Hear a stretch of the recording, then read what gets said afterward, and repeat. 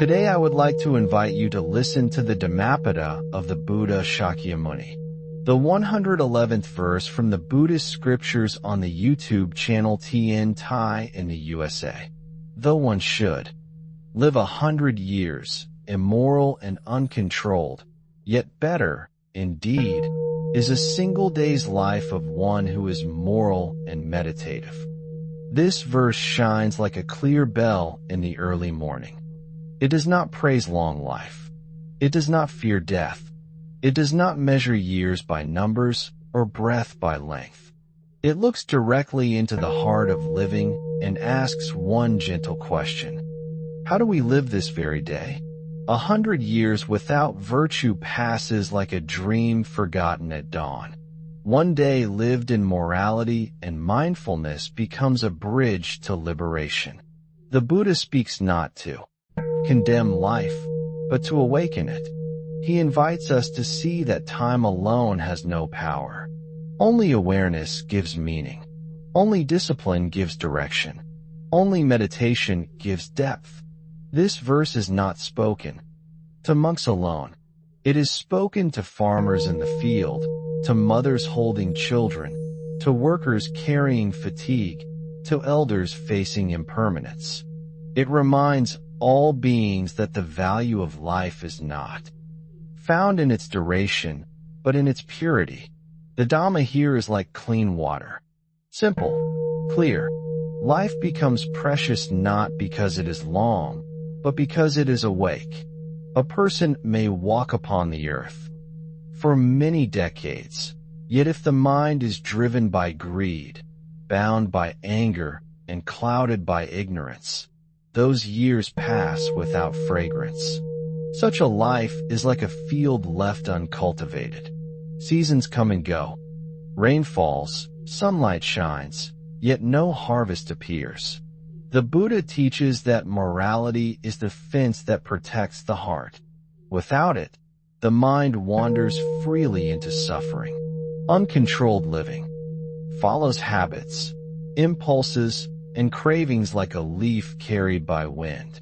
One day lived with restraint, with mindful breathing, with awareness of body and thought, plants seeds deeper than a century of careless living.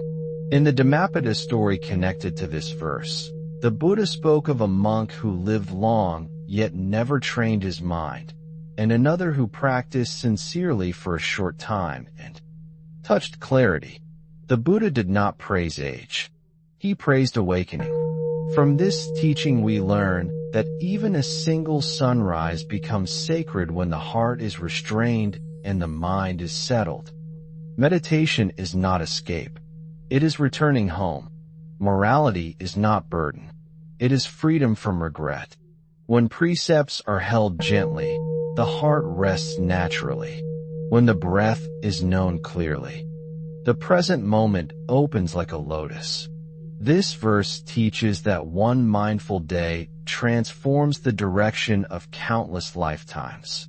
The Buddha's words flow like compassion.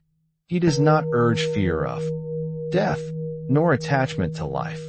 He teaches the middle way of wakefulness. 100 years filled with distraction does not bring peace. A single day of right living brings light. When the body moves with kindness, speech with truth, and mind with clarity, suffering loosens its grip. This teaching dissolves the illusion that we must wait for old age to practice. Enlightenment does not belong to tomorrow. It belongs to this breath. In ancient times, disciples heard this verse and laid down their pride in longevity. They understood that each moment is a gate. Each thought is a seed. Each action is a path. The Buddha reminds us that morality guards the senses, meditation steadies the mind, and wisdom naturally arises. Even if death comes at nightfall, a day lived in Dhamma is complete. Such a life leaves no bitterness, no fear, no regret. The heart that has tasted mindfulness does not cling to years. It rests in truth. This verse is therefore a lamp for all beings.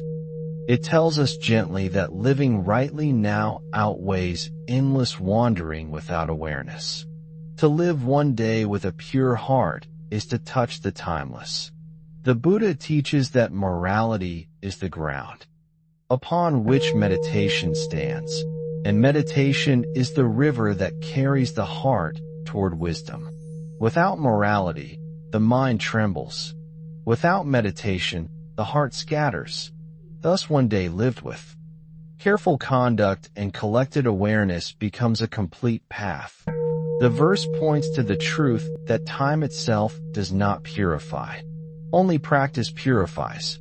A person may wake each morning and sleep each night for many years, yet never truly arrive in the present. Such a life moves in circles of habit. The Buddha saw this clearly and spoke with compassion. He revealed that uncontrolled living means being ruled by desire, driven by aversion, and blinded by delusion. These three poisons consume the value of long years. Morality is the gentle hand that guides behavior away from harm. Meditation is the quiet strength that turns the mind inward to see clearly. When these two walk together, even a short life becomes vast.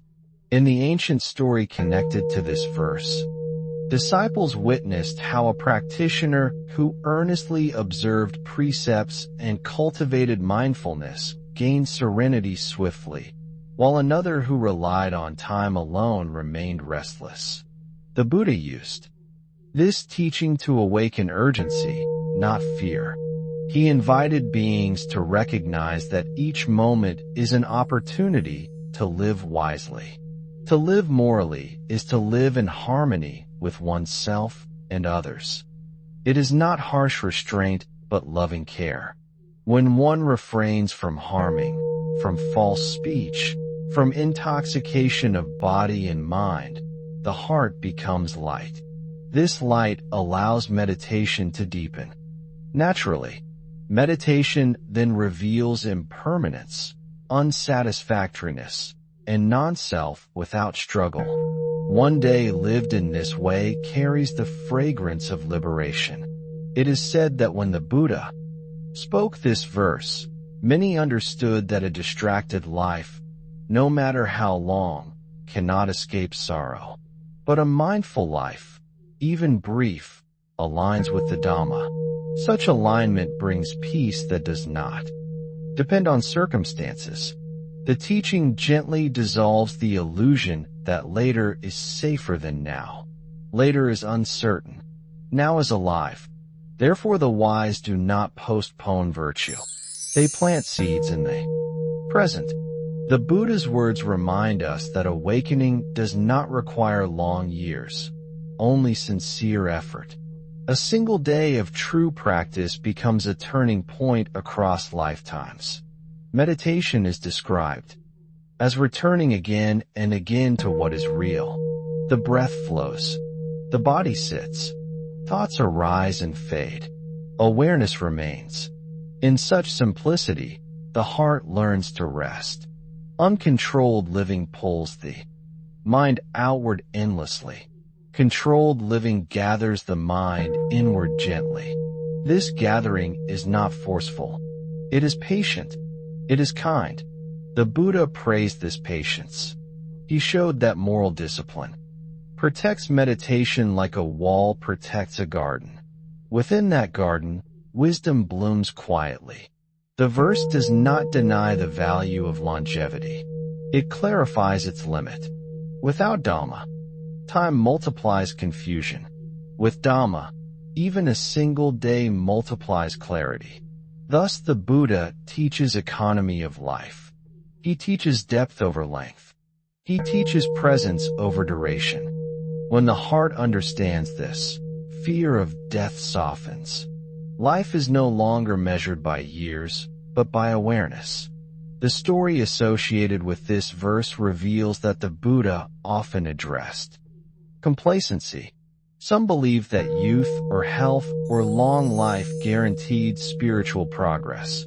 The Buddha corrected this gently. He showed that diligence, not time, ripens the mind. A careless day adds weight to suffering. A mindful day releases burden. This truth is universal. It applies to householders and renunciants alike. The Buddha's compassion shines here. He does not close the gate to anyone. He opens it wide and says, "Enter now. Walk carefully. Breathe clearly. Act kindly. Speak truthfully. Sit quietly." This is the path contained in a single day. When one day is lived this way, the heart tastes freedom. That taste becomes faith. Faith becomes effort. Effort becomes steadiness. Steadiness becomes insight. Thus one day becomes the seed of awakening. The verse speaks softly, but firmly. It does not flatter long life. It honors right life. 100 years without restraint is compared to a shadow passing across the earth. A single day with mindfulness is compared to dawn, breaking after long night. The Buddha's voice carries neither judgment nor praise. It carries clarity. He invites us to look honestly at how we live. Are our days scattered or gathered? Are our actions careless or careful? Are our minds restless or settled? In asking these questions, the Buddha offers liberation. The Dhamma does not demand perfection. It invites sincerity. Even one day of sincere practice aligns us with truth. Even one day lived in morality and meditation touches the timeless. This is the heart of the teaching. This is the gentle urgency the Buddha offers to all beings. The Buddha continues to illuminate the meaning of living with awareness by pointing to the inner quality of a single day. When morality and meditation guide the hours, the heart is no longer dragged by regret nor chased by desire. Such a day stands complete in itself. It does not wait for tomorrow to justify its worth. It does not cling to yesterday for comfort. It abides fully in the present. The Buddha's compassion is revealed in this teaching, for he knows that beings often delay goodness, thinking there will be more time later. Yet later is uncertain. Only this breath is sure. Thus the verse encourages wise urgency, not haste, not anxiety, but a calm determination to live rightly now. One day lived in this way becomes a mirror showing the true nature of life. It reveals impermanence without sorrow. It reveals emptiness without fear. It reveals peace without clinging. Uncontrolled living is described not as freedom, but as bondage. When the mind follows impulses blindly, it becomes tired. When the heart reacts without reflection, it becomes wounded. The Buddha saw that many beings confuse indulgence with happiness. He gently corrects this misunderstanding. He shows that restraint brings ease. Morality reduces inner conflict. Meditation softens mental agitation. Together they create space for wisdom to arise. In the ancient accounts related to this verse, disciples realized that even long years of ritual without mindfulness could not compare to a short time of genuine contemplation. The Buddha's teaching here is direct and kind. He does not ask for withdrawal from life. He asks for presence within life, eating with awareness, speaking with care, walking with attention, sitting with stillness. Such simple acts, when infused with mindfulness, transform the quality of existence. The Buddha teaches that when morality is stable, the heart does not fear itself. When meditation is steady, the mind does not fear silence. Fear dissolves not through avoidance, but through understanding. A single day of disciplined practice allows the heart to see clearly how suffering arises and how it fades. This seeing is wisdom. It does not require long explanations. It unfolds naturally. The verse reminds us that wisdom does not belong to age. It belongs to attentiveness. A child who practices mindfulness may see more clearly than an elder who lives carelessly. Thus, the Buddha frees beings from comparison. He frees them from pride and despair alike. He shows that the path is always open. Each day stands at the gate of liberation. The story tradition associated with this verse speaks of those who assumed that merely wearing robes or counting years in practice assured progress. The Buddha gently dissolved this illusion. He taught that sincerity matters more than appearance. Effort matters more than duration. The heart that turns toward the Dhamma wholeheartedly, even for a short time, aligns with truth. Such alignment brings peace that cannot be shaken by impermanence. This peace does not depend on circumstances. It arises from understanding. A day lived in understanding leaves a deep imprint on consciousness. It becomes a refuge in times of difficulty. It becomes a lamp in darkness. The Buddha's words also guide us to reflect on death without fear. When one day is lived fully in morality and meditation, death loses its sting. There is no unfinished business. There is no regret. Life has been honored. This does not mean perfection. It means sincerity. It means turning the heart toward what is wholesome. The Buddha does not ask us to conquer the world. He asks us to understand the mind. When the mind is understood, suffering weakens. When suffering weakens, compassion grows. Thus, a single day of right living benefits not only oneself, but all beings encountered. The verse therefore carries a profound teaching. It teaches quality over quantity, depth over duration, presence over habit. The Buddha speaks these words to awaken gratitude for the present moment. This moment holds the entire path. Morality guides the body and speech. Meditation steadies the mind. Wisdom arises naturally. In this way, one day becomes complete. It contains the essence of the Dhamma. Those who understand this teaching no longer chase time. They cultivate awareness. They live gently. They walk the path with humility and care. Thus, the Buddha's teaching on the value of a single mindful day continues to echo across generations, guiding beings toward peace and awakening. The Buddha's teaching gently returns us to the essence of living. Life is not measured by how long the body endures, but by how deeply the heart awakens. When morality guides action, the body becomes peaceful. When meditation steadies the mind, the heart becomes clear. When wisdom arises, suffering loosens its hold. The verse teaches that each day is a complete field of practice. There is no need to wait for special conditions. Ordinary moments become sacred when lived with awareness. The Buddha's compassion is vast, for he knows that beings are often burdened by the past and anxious about the future. He therefore points directly to the present.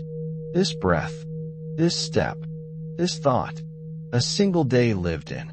The Dhamma becomes a refuge beyond time. The teaching of the 111th verse dissolves the illusion that more time guarantees understanding. Without mindfulness, time accumulates confusion. With mindfulness, even a brief moment opens insight. The Buddha does not reject longevity. He frees us from dependence on it. He shows that liberation is available now. When morality is practiced, remorse fades. When meditation is cultivated, restlessness settles. When understanding grows, compassion flows naturally. Such a life radiates peace without effort. Others feel safe in its presence. The world is softened by it. Thus, one day of true practice carries immeasurable benefit. In the Dhammapada tradition, This verse has always been a reminder to practice sincerely. Not tomorrow, not someday, but now. It speaks equally to beginners and elders on the path. It humbles pride and lifts despair. It tells us that awakening does not belong to a chosen few, nor to those with many years. It belongs to those who turn their hearts toward the Dhamma with honesty. The Buddha's voice here is calm and unwavering. He invites beings to see clearly the cause of suffering and the path to peace. He assures us that even a single day aligned with truth reshapes the direction of countless lives. When one day is lived with care, the night brings rest without regret. When death eventually arrives, it meets a heart that has tasted peace. Such a heart does not cling. It does not fear. It understands impermanence and rests within it. This is the gift of living rightly. This is the quiet power of morality and meditation.